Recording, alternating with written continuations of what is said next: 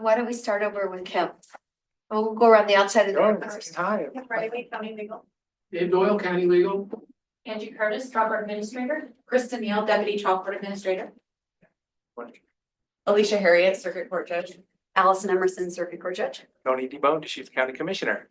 Beth Bagley, Circuit Court Judge. Greg Crutchton, Circuit Court Judge. Charles Ashby, presiding judge. Randy Miller, Circuit Court Judge.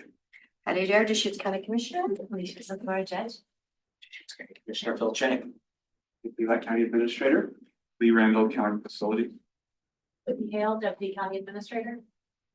Eric Crop, I also serve as Deputy County Administrator.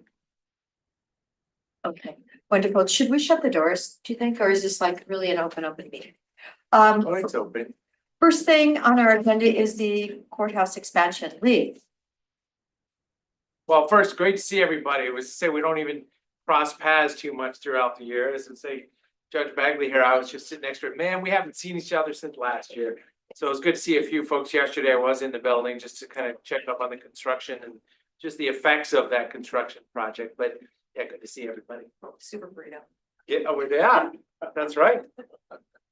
Well, I got to spend the morning the other day with Judge Crutchley at the DUII statewide meeting. So that was exciting, wasn't it? It was a good meeting. Yes, it was. Such a problem.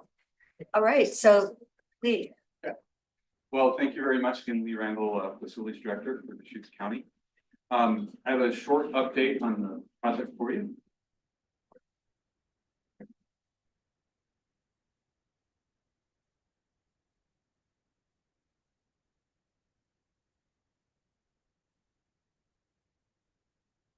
we're turning the lights down and the sound's gonna come up. I'm waiting for it to advance.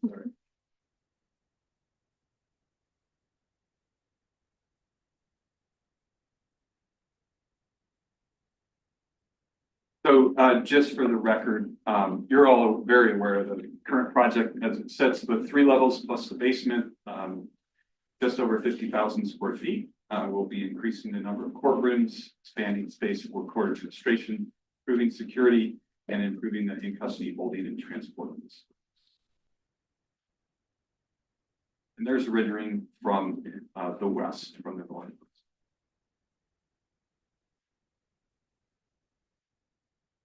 So I just wanted to touch base on work completed to date, the current status of the project, some upcoming work that you'll see happening at the corner there, and the overall schedule.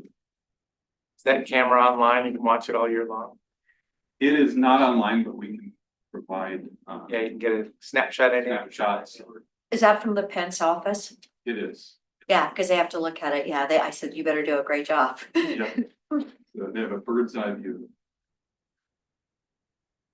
So work completed so far, the temporary entrance, the interior egress pathways, and we'll look at those in detail in a moment. Sound barriers on the inside of the buildings and temporary walls, and then select building dome. So here's some examples of some temporary walls that have been constructed. This is on the first floor. And that closes off the area to the new expansion. After construction is complete, that will be an open passageway there. And then this is an example in the basement. This will actually be a permanent new egress hallway. It will be limited access. So if folks need to exit the building, alarm will ring if they go through there. It's not intended for regular access, but this is also an employee, existing employee entrance from here. So the exterior demo is basically complete. This is just a shot of that work. Also, temporary additional accessible parking on Bond Street is complete. There will be more accessible parking constructed as part of the final project.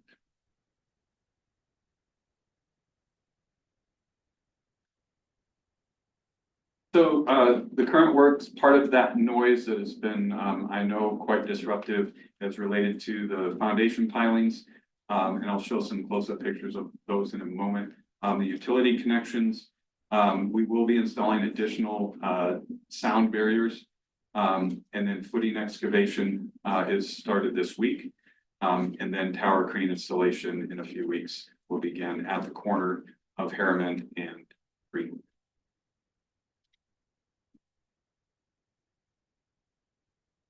So the pilings are something that came up after this section of the pilings. There's really two areas where they're being put in. This came up after demo was underway, and we discovered that these dry wells here that served the current 1977 roof and 2004 roof, when they were constructed, the soil around them is not native soil, having been excavated for the construction of those dry wells. And so in order to build additional building and have that additional stress on the soil, we needed to support the existing footings here along the south wall of the building. So this is an example here to the right of what those look like. We drilled down to bedrock, inserted steel casings, and then encased it in concrete. And then these steel brackets are anchored to the existing foundation. So that's to support the existing building so that as those soils take on additional load from the new building, it doesn't affect the existing building foundation. Another location where we needed to add additional pilings that go down to base rock are on this side of the existing building, as well as near the existing stairwell. And so these are actually larger. There's 4 of them. There'll be a spread footing that's set on top of those to help carry the weight of the new building and ensure that there's support down to bedrock for that corner of the building. Additionally, here in the picture on the left, you can see that courtroom B, the side of the courtroom there is still exposed. That additional sound blanketing, similar to what's in place here, will be put in place over the next few weeks. Then we'll wrap to the south end of the building in an attempt to hopefully mitigate some of the noise that's disrupting courtroom B. Utility installation. So a lot of that rock hammering that was going on was directly related to the new utilities going in. We do have a completely new service coming into the building, and that's related to the new generator. So one thing we didn't have in the past was generator backup for the building. We've worked closely with court administration to identify portions of the building systems to be backed up by the generator so that court operations can continue in the event of a long-term power outage. So these vaults here are the new water service that's coming into the building. I know to make sure I have that right.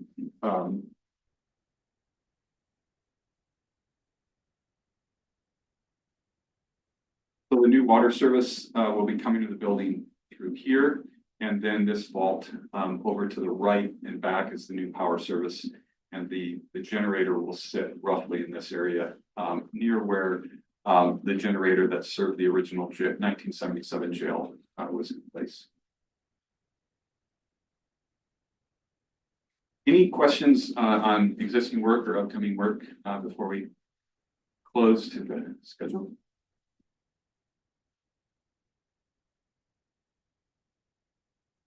So finally, as many of you are aware, we did experience some permitting delays that we didn't have built into the long-term schedule. That has pushed out the completion date. We're currently looking at spring of 2026, so we're out several months. The project team is currently reviewing the final issued for construction set, which is in response to city plan review comments. That typically takes 6 to 8 weeks, and we're about in the middle of that. So coming out of that review of those documents and the final project changes that were driven by plan review, we'll be able to construct a final overall schedule for the project, look at any cost impacts from either permit changes or the permitting process, and then we'll be back to the board with an update on the current status at that time. So currently we're looking at spring of 2026 to complete the entire project. And that's the extent of what I have to share. Any questions? Please, spring of 2026, does that include the work in the current facility? Not necessarily. Okay. There'll be as much effort as possible to try and run that work in parallel. and to dovetail it where we can. But there's certain functions that we need to bring online in the new building, before we can complete all of the, remodel. In the, essentially the public accounting or public service counter, area of the court where the majority of the remodel work is. So we have some time for the team to continue to look at how best to schedule that work, to get it done as quickly as possible, but, at this point, again, we haven't built in, that into that spring 2026 estimated completion date. Thank you. So no other, Did you just, I may have just missed this, but did you go over whether increments of the thing will be available kind of over time before spring 2026? Of the new construction? Yeah, I didn't, but, I think the short answer is likely not, given the certificate of occupancy process. It's really to try and bring part of the building online without the rest of it is gonna be really challenging. Yeah. So hopefully we'll be able to look at any schedule, improvements we can make between now and then. And still with the goal of bringing it all online. Typically, you know, there's 4 to 6 weeks of furniture building and move in. That dovetails with either a temporary certificate of occupancy or the final certificate of occupancy. So we're still gonna have a cushion period in there where the building is, essentially ready to be occupied, but we're preparing it for staff and for court operations. Okay, well, thank you all very much. did anyone want to say anything about the noise? That's your chance. Yeah. This is the man you want to, everyone's happy? It hasn't been that bad and they've been really accommodating. So when we let them know that it's disruptive, they usually find something else to do for a little while. It's been great. Thank you for those complimentary words. It's great. All right, so item number 3 on our agenda is mental health and public safety. Who's doing that presentation?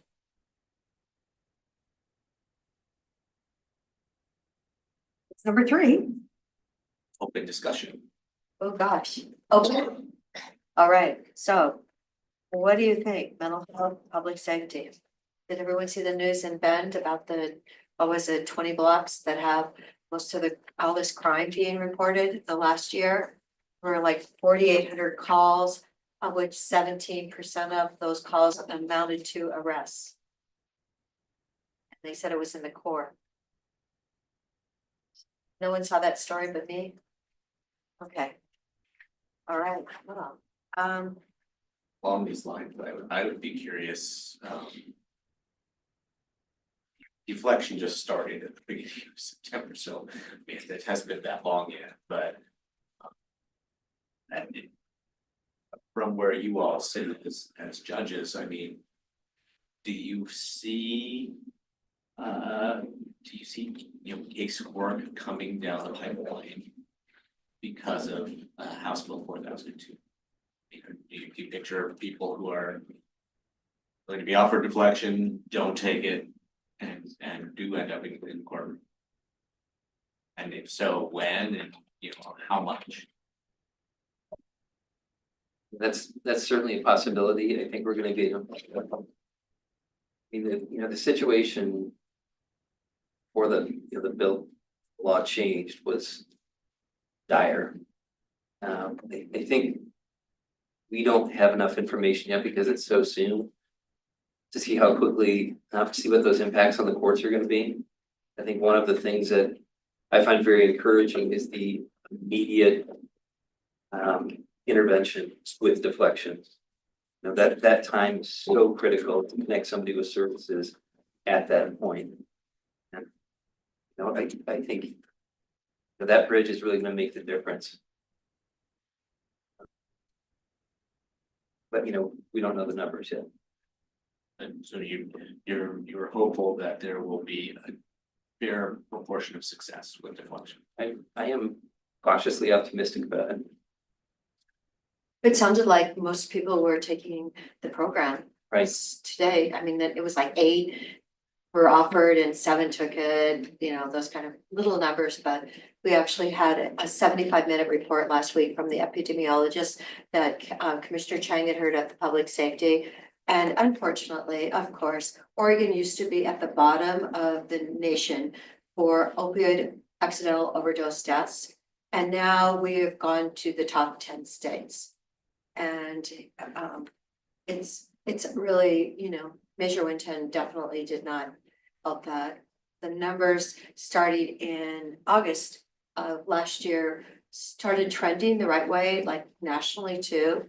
So we can only hope that we see that it does get, but yeah, we went up to the top, along with, I believe, Washington State, California. Yeah, the really promising statistics was that,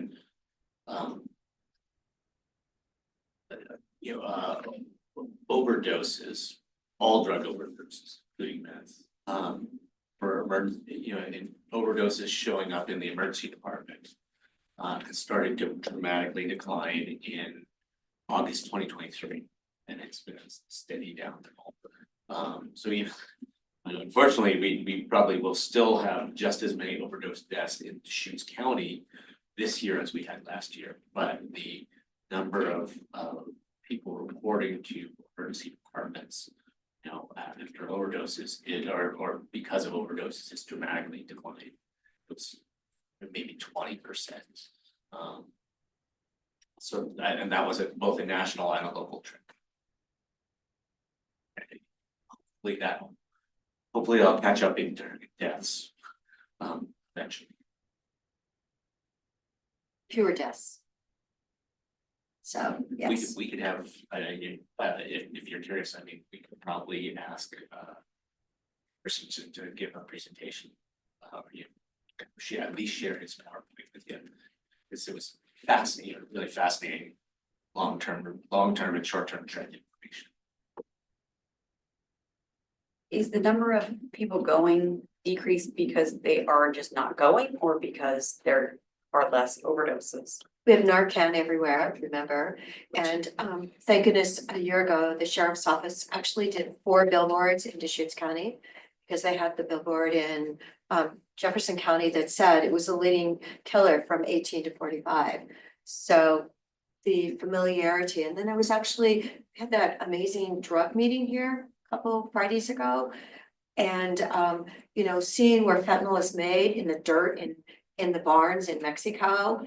If everyone could see that, you would never want to, take any of those chancy pills, because it was an amazing Friday morning presentation. I just happened to run into Andrew Doyle that morning. They said, "Oh, Patty, you're gonna want to come." So we had all the sheriffs and things from this side of the mountain. The DEA was here, FBI, everyone giving their presentation just to educate the community on what is out there.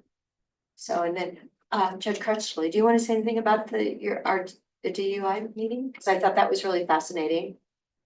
Well, so the Governor's Advisors Committee at the DUI has, since I think March or so, maybe a little bit earlier of this year, actually around February, started doing regional in-person meetings. Instead of Deschutes County, they came to Deschutes County for their first meeting for the first time last month. Beginning of this month, October, at COCC. And so it was my first to go to an in-person meeting, because I usually attend them virtually. And so it was actually a pretty good turnout.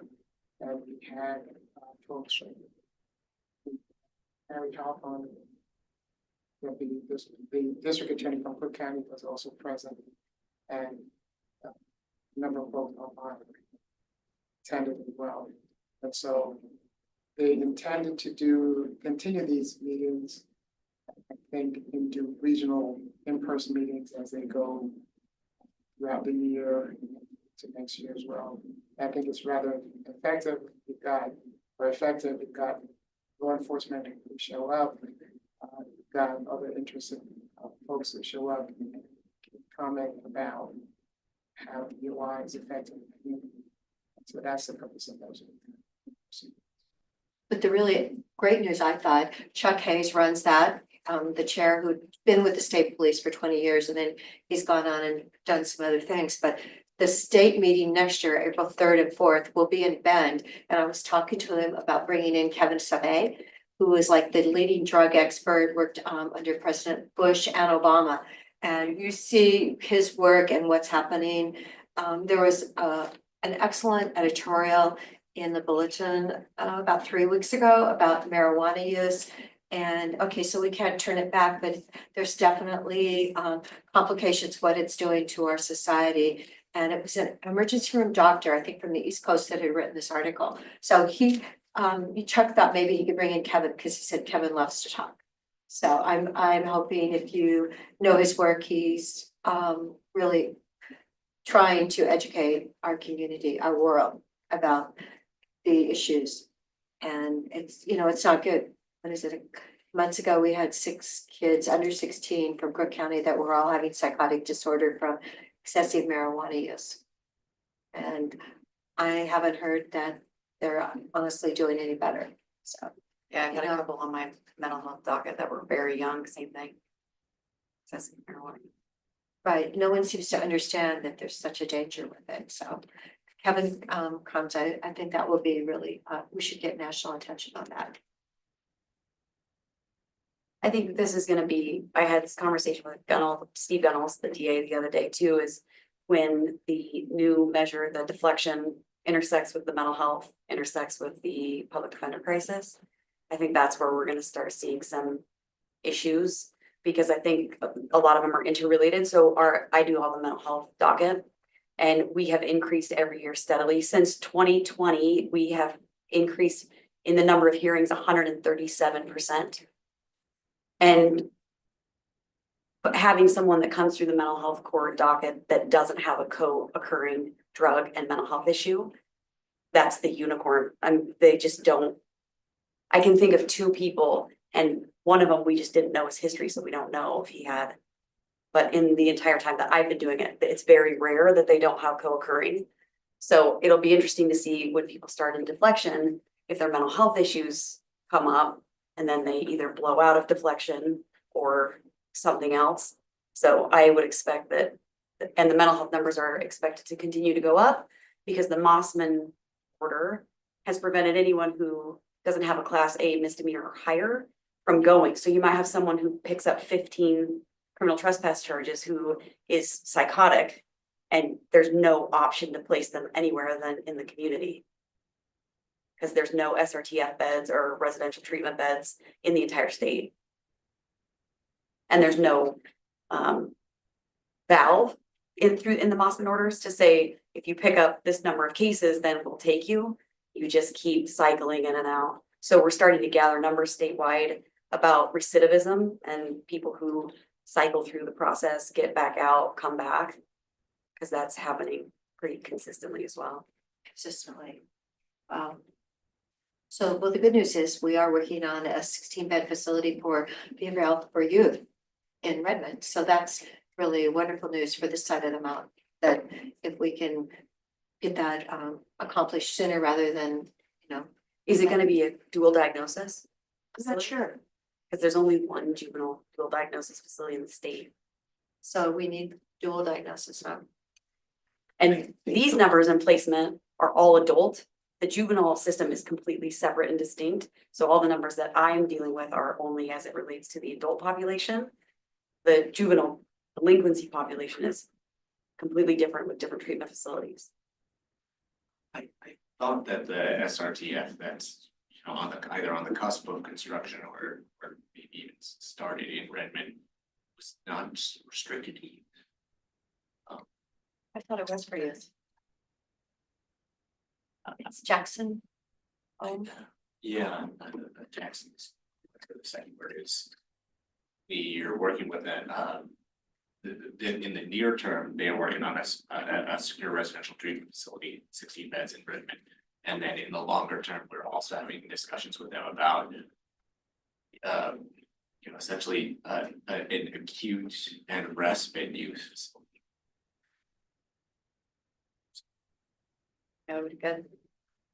That there's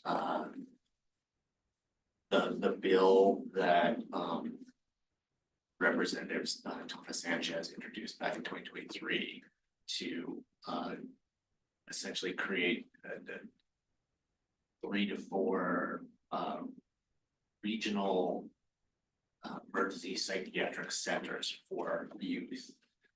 Didn't pass in 2023.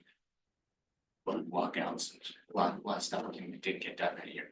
But we actually invited her here to talk about reintroducing the bill, and she was, it happened over the summer. She was, you know, she's on Ways and Means as well, so she, with her Ways and Means hat, she was like, no, can't do it, and with her behavioral hat, she was like, well, I'm kind of pretty solid, you know, sympathetic to this.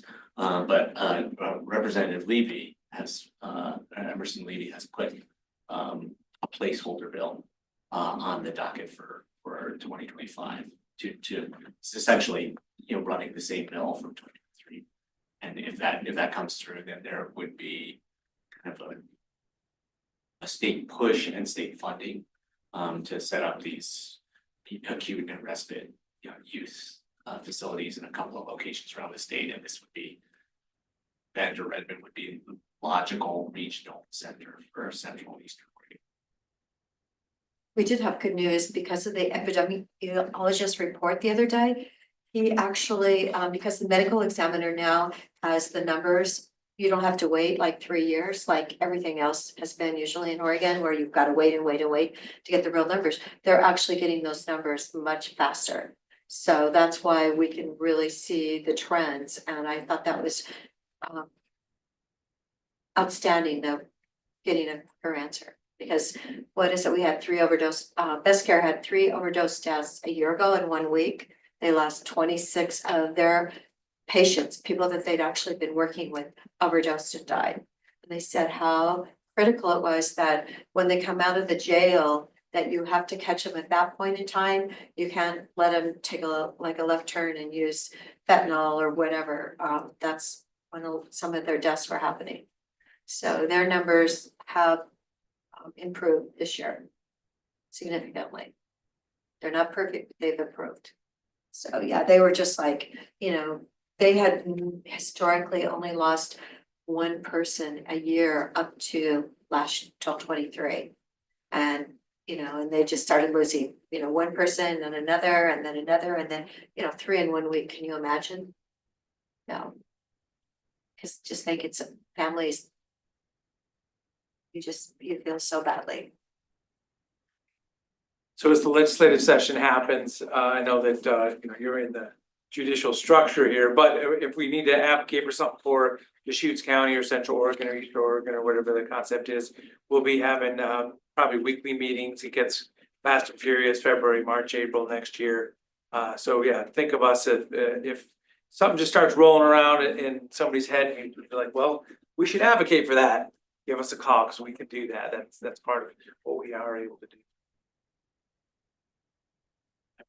I'm sort of getting into with the Mossman discussion. I'd be curious from where you all sit, or specifically you, like, what are you seeing in terms of aid and assist and civil commitment type? The volume or the nature of, you know, what's coming to court. Well, they both have increased significantly, so I have some numbers for civil commitment here. And they have increased, so from 2020 to 2021, it increased 27.6. From 21 to 22, it increased 46.8%. From 22 to 23, it increased 13%. And from 2023 to now, we increased another 15.5%. And the biggest problem, in my opinion, about civil commitment is the standard is so high that the number of people who actually get committed under the civil commitment statute, the way it's currently written, is very low. There's also more lawsuits coming because the Oregon State Hospital is not taking civil commitment patients. They're leaving them languishing in the hospitals. So the hospitals have now also sued Oregon State Hospital to force them to start taking the civil commitment people. And so most of the Oregon State Hospital is aid and assist patients. So they don't qualify for civil commitment. And so you're kind of just waiting for them to end up in the criminal justice system. And then when they end up in the criminal justice system, then we're waiting for them to do something bad enough that they qualify to actually manage their mental health. So what I'm seeing a lot now is you get a mental health evaluation. So our county has instituted a rapid evaluation. Almost 60% of our cases or more are doing a rapid evaluation. So as soon as people get into jail, as long as they've been in there 10 days, they're eligible for this rapid evaluation because it'll process people out, in and out much more quickly. Then they're required to do a community mental health assessment. So our behavioral health team comes in and says, this is the appropriate placement for them to regain fitness. What I'm seeing is most of the time, the most appropriate level of treatment is something higher than the community, but we don't have it. Or they're not eligible to go to the Oregon State Hospital. So they're saying this person needs to be in an SRTF, which is a locked facility that they can't choose whether to come in and out. And it's not available in the community. So we're placing them at the BI. Well, they're not going to be successful at the BI because their mental health doesn't allow them to even work through the issues that they're doing. But they're on a aid and assist community placement and they're not eligible to be civilly committed. And so we're just waiting for them to do something bad.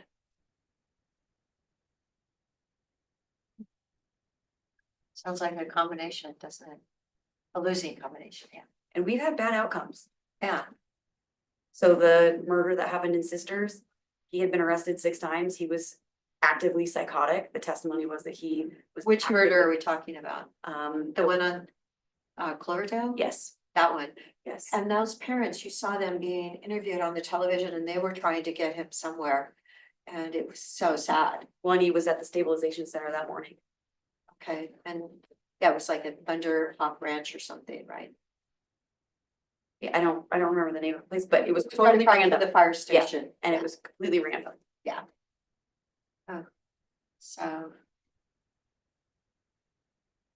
That SRTF in Redmond is coming. It's, well, 16 is not what we need, but it's better than not having 16. Well, we have the Deschutes Recovery Center Yeah. and it's got 16 beds. It's always full. Yeah. So I think we had 5 people on the waiting list as of last week and 1 was admitted recently.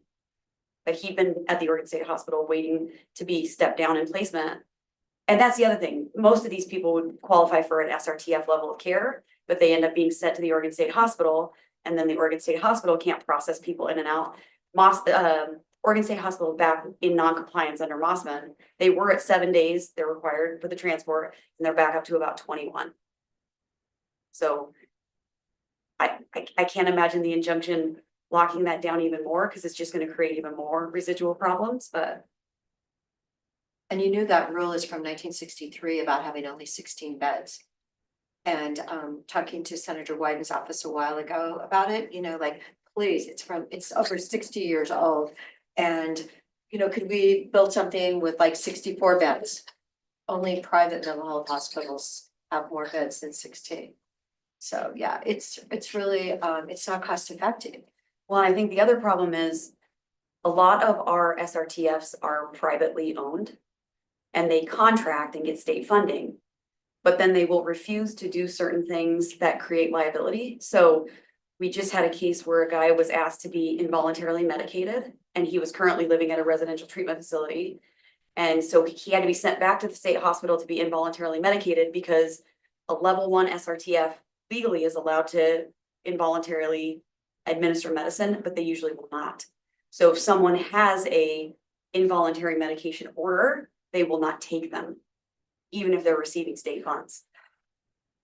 Yeah, and this, the facility, the SRTF in Redmond, I think they're called Jackson House. I'm just trying to. Yes, it's Jackson something. I thought all that house sounds. It's a private entity, so I mean, you have the constraints that you're just describing.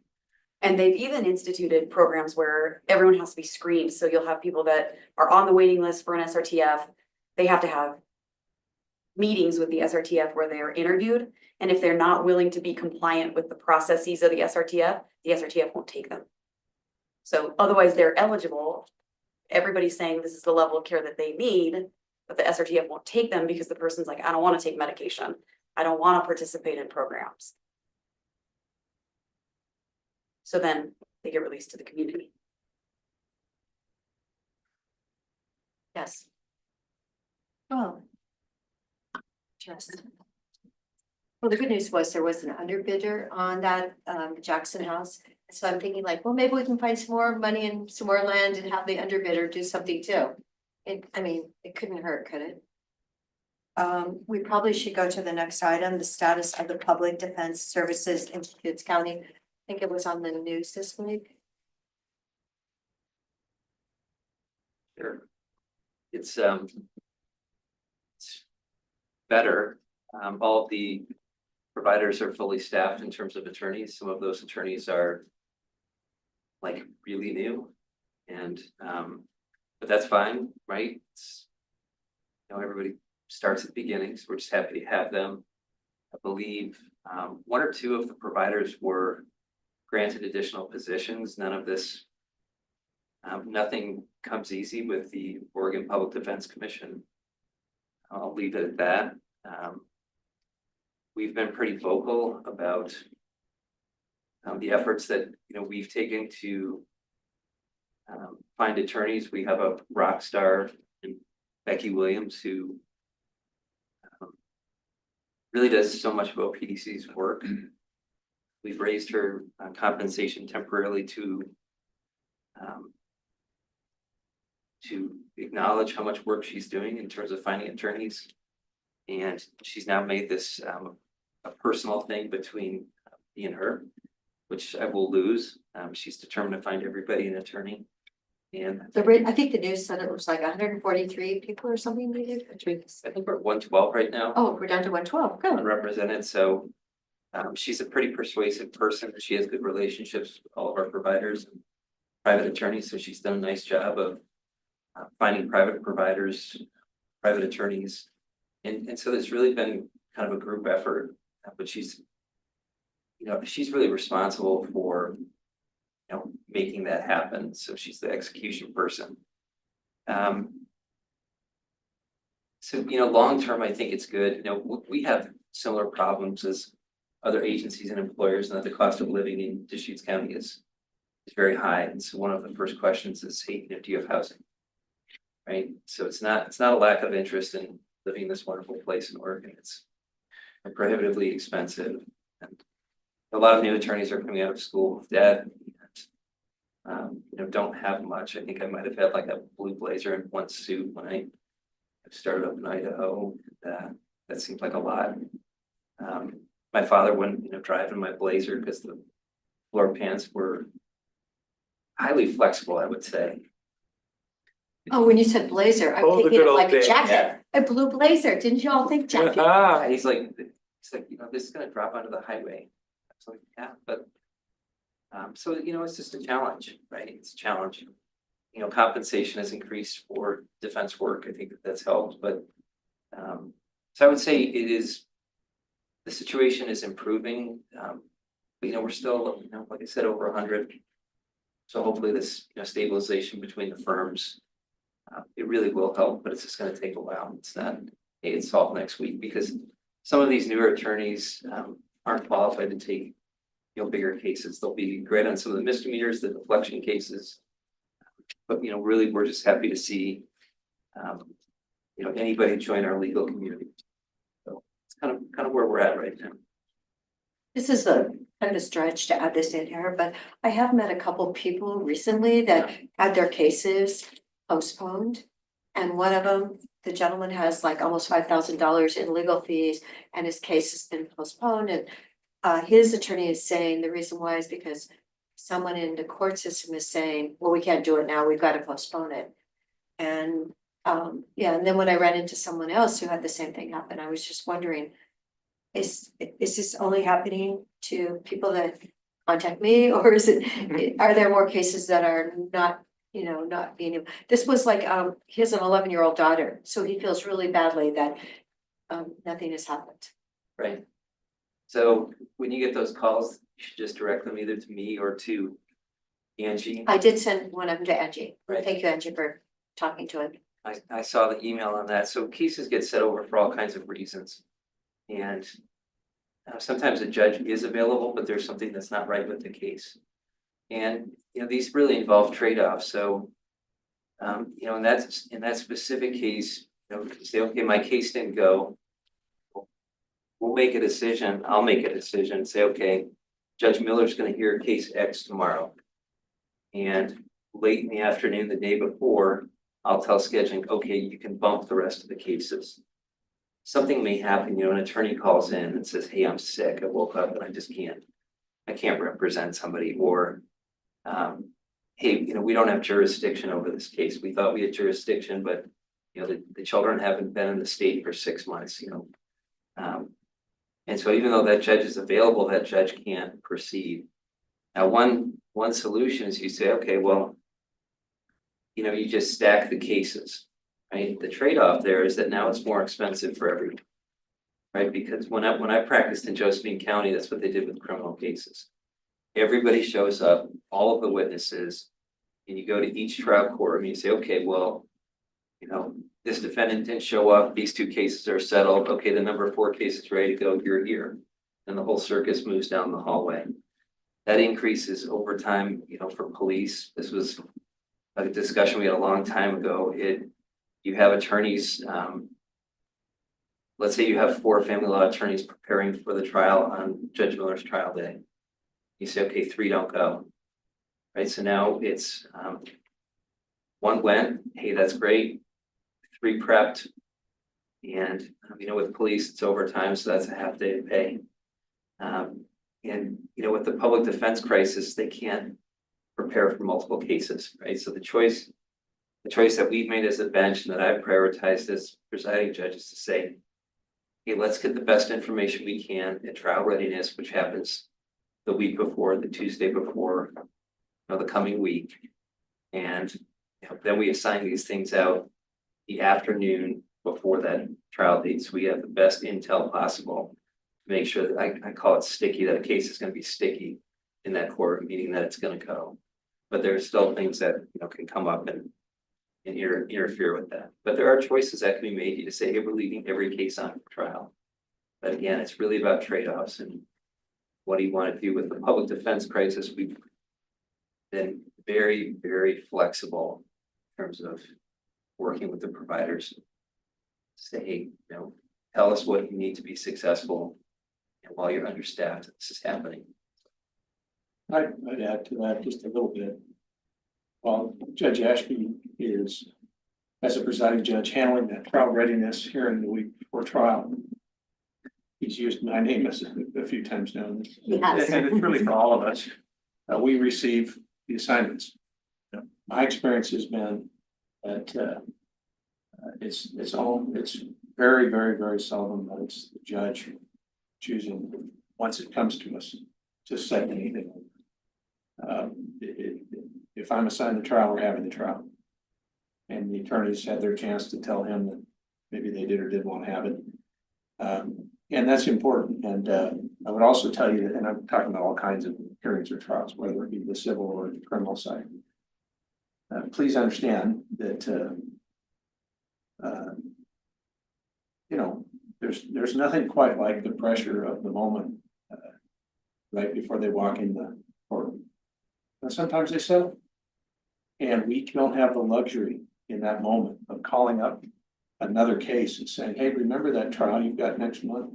You need to be here in 30 minutes. That's not how the law works. So it's always a balance. It's difficult. I know that we work very hard. It's been my experience to try to fill the courtrooms and balance that, the costs and the, going too far with that and just simply overbooking by 4 cases. That's also unreasonable.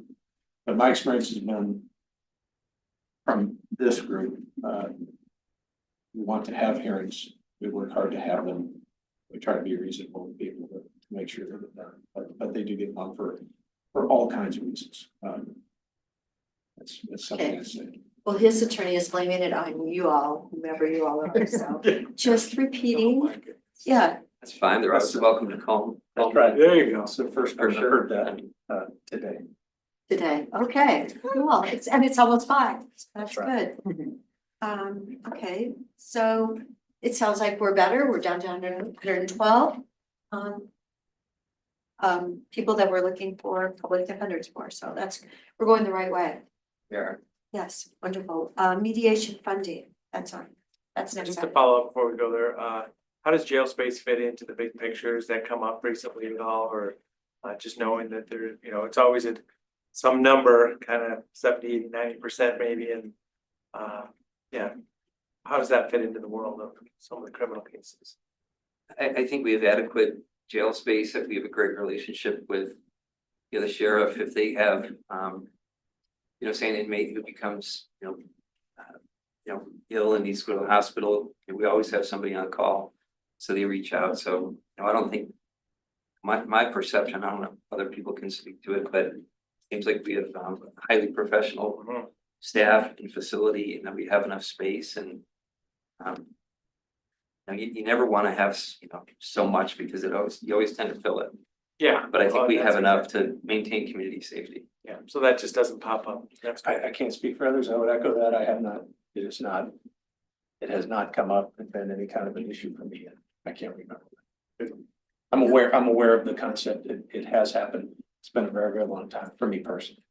The only thing I've seen come up is that they are also having hiring issues. Right, so they're running a pretty de minimis staff, Yep. and so if, I just had a case recently where the defendant was supposed to be transported. And it got entered incorrectly, and so they just absolutely did not have the staff to make the transport. So. I think that's their biggest problem. Yes, they're actually seeing like 42 employees in the whole sheriff's office. It's 16%. But they do a great job if they have notice, because they have lots of people who will be called in, so. As long as they have proper notice, they've always accommodated everything. Okay, that's great to know. Yeah. It's really nice when everybody can work together, right?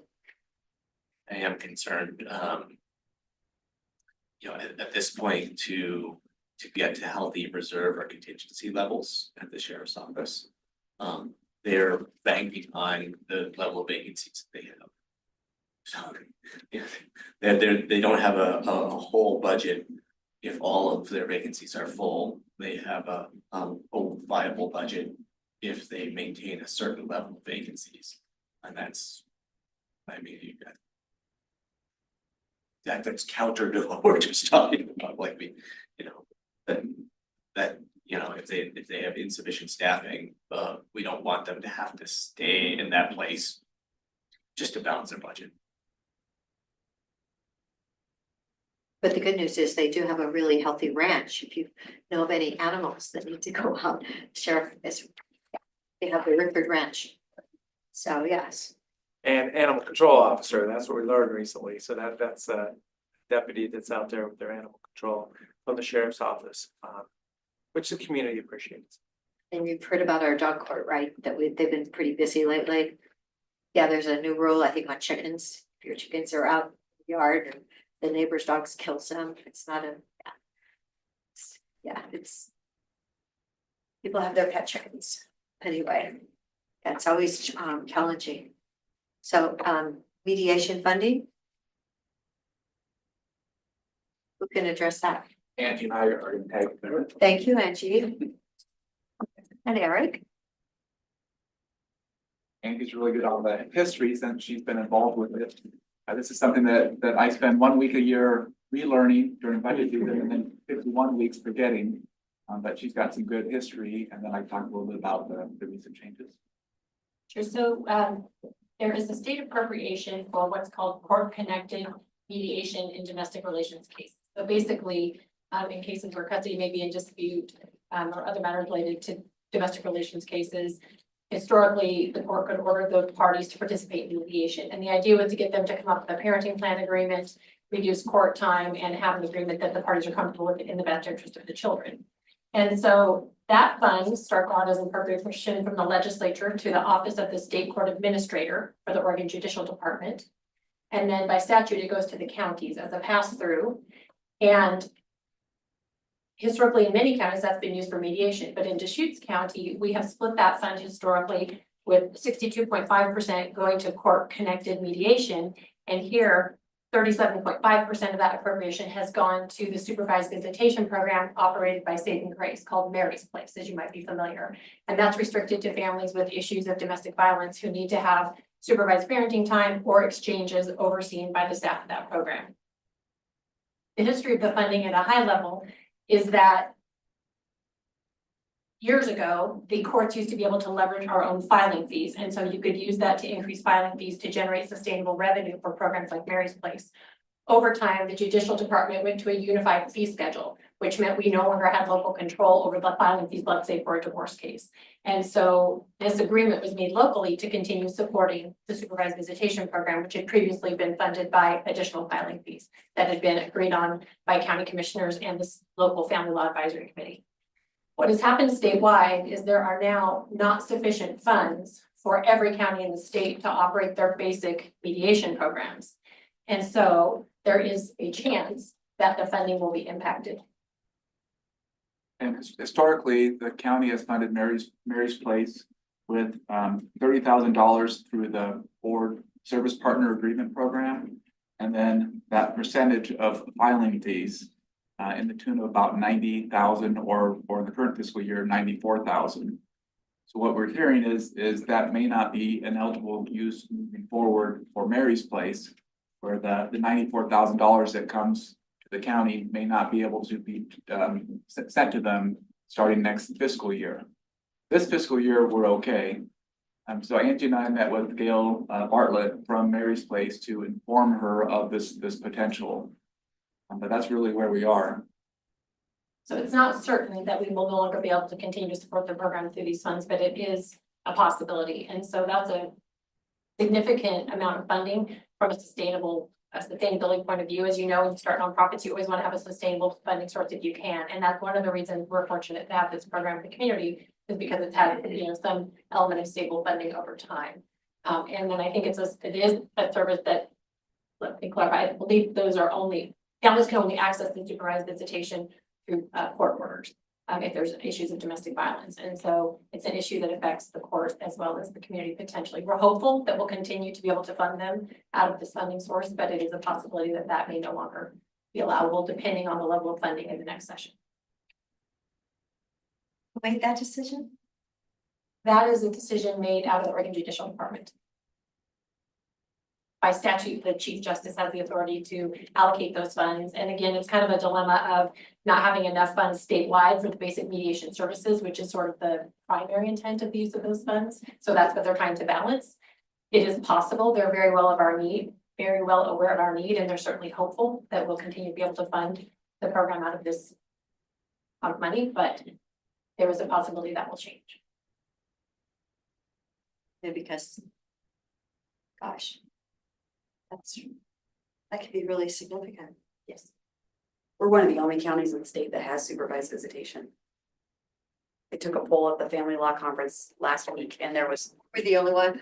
yeah, we're the only ones that raised our hands, and she goes, I bet I know where you're from. Been doing this for a little while now, and it's, in my view, one of the most significant programs. And it's hard to pick and choose between case types and say this is that.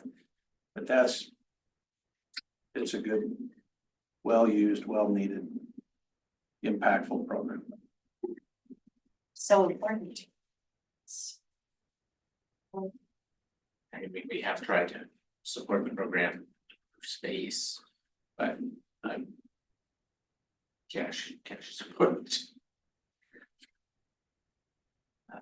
So it needs to go like 125,000 to have it run for a year. Is that what we're talking about? I mean, because you were saying we did 30,000, 94,000 may not be able to be funded again. I believe the appropriation out of this particular portion of the fund is about 94,000.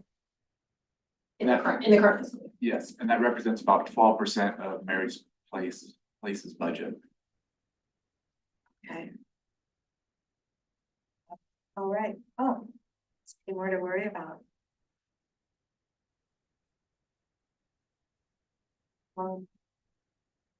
Right, any good news? Yes, I was just gonna ask, so this is not something that we could put together some kind of statewide coalition to work on, because we're the only county that supports supervised visitation. I mean, there's no other communities to talk to about partnering with us to do advocacy on this. It is my understanding, although I don't have an exhaustive list, there are some other counties that may use a portion of these funds for other services, like the parent education programs that are also required in some courts. So there may be a handful of other counties that also use a portion of these funds for other court-connected services related to domestic relations cases where parenting is an issue. And so I don't know what those counties are. I do believe we're the only one funding supervised visitation, but I do believe there are other counties that may use a portion of these funds for other court-connected services.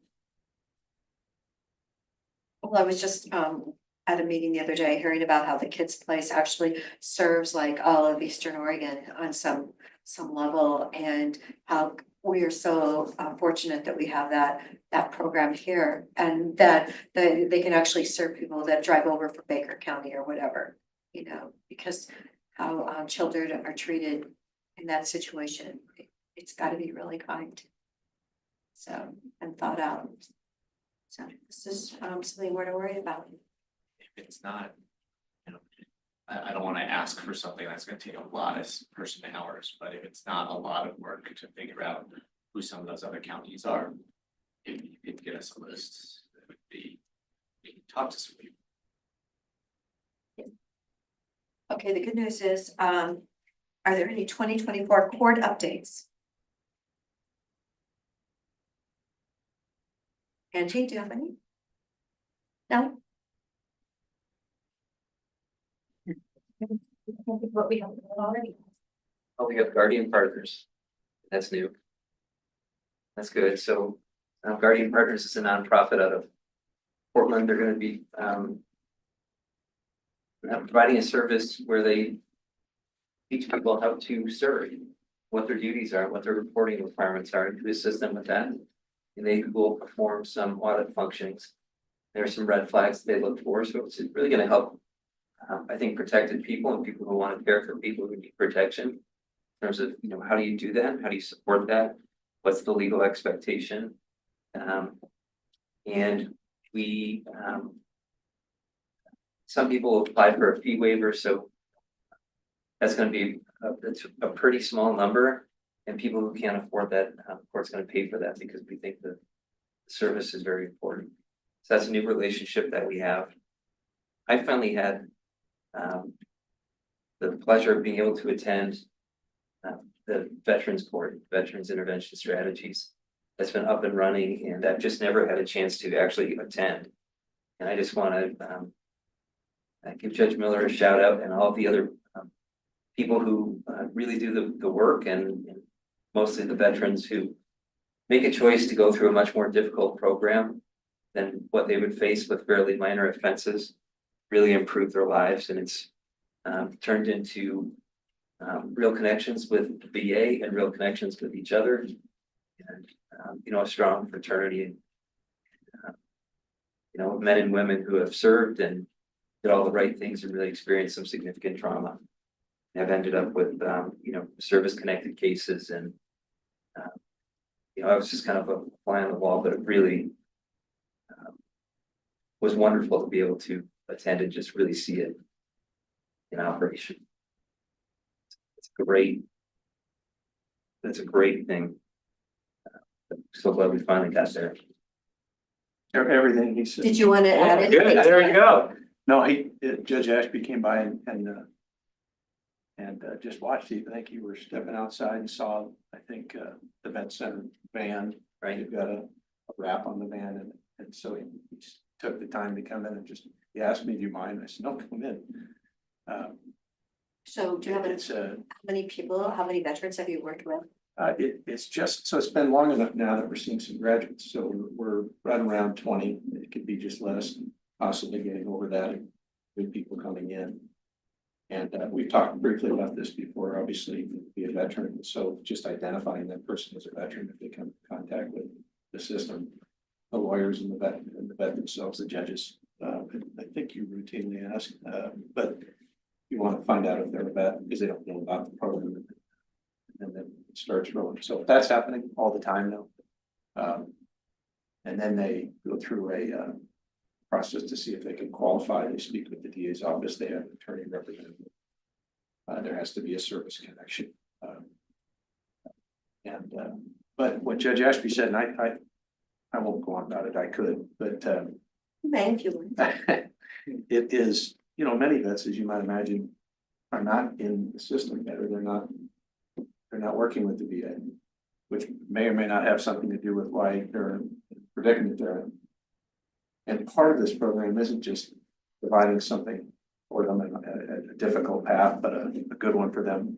But it's also discovering some issues and then providing them, connecting with the help they need. Judge Ashby mentioned the VA. That's work that's done by others, and it's not me. I'm not going to sit here and tell you I have all of these relationships. The DA's office has done a marvelous job. The defense bar has done a marvelous job volunteering their time to come in. We have veterans that are lawyers. We have people who are interested, and the result is this wonderful, really a partnership between a lot of caring people. I'm struck visually. If you ever come in, you should come on. I invite you to. It's short, it's brief, it seems rather simple when you see it, but I would ask you to look. This is something I never see. And maybe Judge Cressley's seen it in drug court and maybe others in their courts, but I didn't ask anybody to do this, but they come in and you call their cases one at a time. And they have mentors. These are volunteer, typically Korean vets or Vietnam vets in the community that want to be mentors to these people. They're built in the program. So they're giving their time and they're veterans. And I call their cases and I deal with their case and I'll give them a new date like we always do. None of them leave. They will not leave until everybody's done. And they stay and they know each other and they have relationships with one another at the vet center or part of their treatment. That's not ordered. It's just the culture it's taken on visually from where I sit. Yes, it's awesome to see. And but it's been good. It's working. I'm not going to say, you know, I am proud of it, but I'm proud of others doing a lot of work. I do my part, but it's a team of other people that have done a lot of work. So I get to watch it and be a part of it that way. So, hey. Yeah, Matt Nelson at the DA's Yes. office really, you know, we gave him kind of a tall order for years saying, you know, here's what we can support. And he really, you know, built this program, and you know, his father was a senior officer in the Air Force and he passed a few years ago. And I just think it's just an incredible, you know, if he never does anything else in his career, he's a fantastic prosecutor. He's got a great career. You know, this is really something to be proud of. Yeah, I mean, that's, It's working. yeah, it's working. It's not just fluff. They're graduating.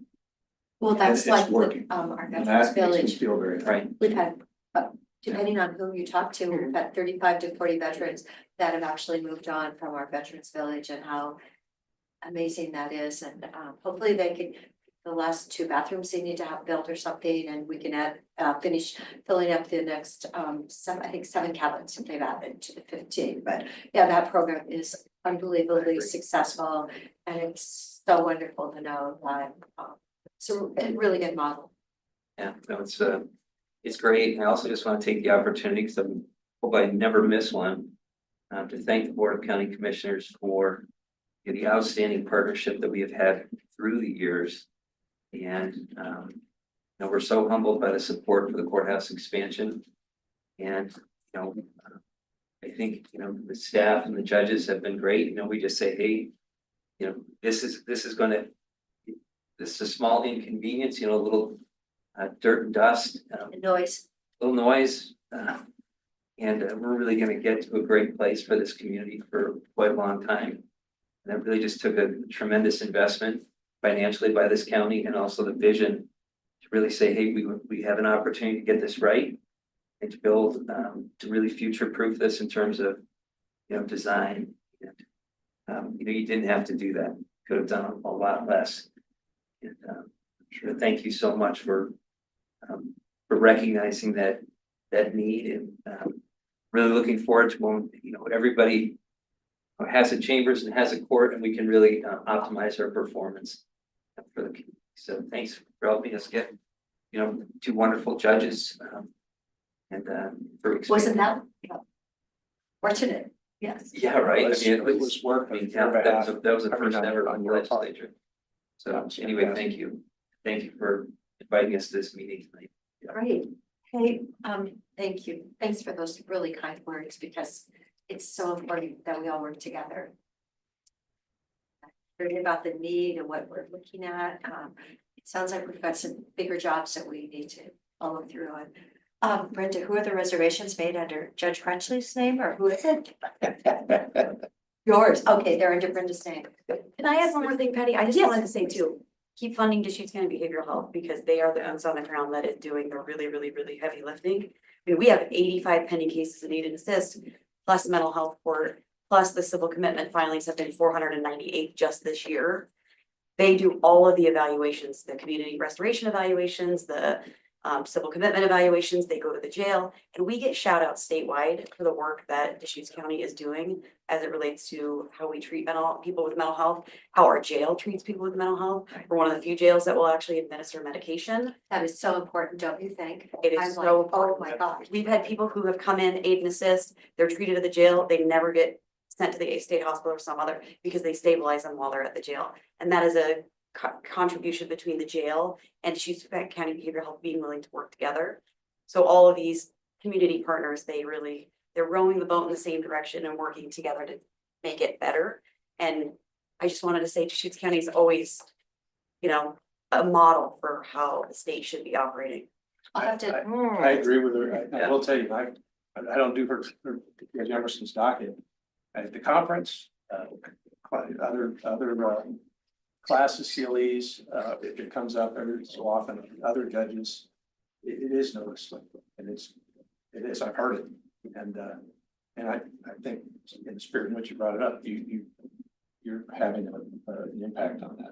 And they have kept their people over all That's these right. years through all these really hard transitions. These people have been consistent. And they're so positive. That's right. So I back up It's a model. the mental health board and I just try not to screw it up. Especially it's gone. Let her do it. And, That's but, right. always Probably because prepared. she went to Pepperdine at that. Yeah, I'm just like, hey, College I'm on the not, beach. I'm not changing anything, but they're, prepared, they're positive, and when they participate in lipstick, it's just like. How do you do that work day after day and just have so much energy to get up and do it, but they do, they're outstanding. Well, I'll pass those words on to Kevin Schultz too, who is now part of behavioral health, our advisory board. I think they had to do a lot of talking to get him there, but he's now a consistent participant in that group. And he So, participates in our mental health meetings too. oh, good, Yeah. yeah, that man needs to keep working. That's such a great topic. And then, maybe a little, maybe almost out of your range of sight. I mean, they're the ones who are making this SRTF in Redmond possible. They played a huge role in setting up what will hopefully be our successful deflection program here in Deschutes County. Thank you so much for making those comments and I think we need to particularly keep those in mind during budget season. Absolutely. All right, okay. So it's time to drive over to the east side of town. What? Stop recording. Oh, yes, please do. Don't let them know where we're going. That could be very fun. Under- Ben, under- PT, get out there and start pulling over people, right?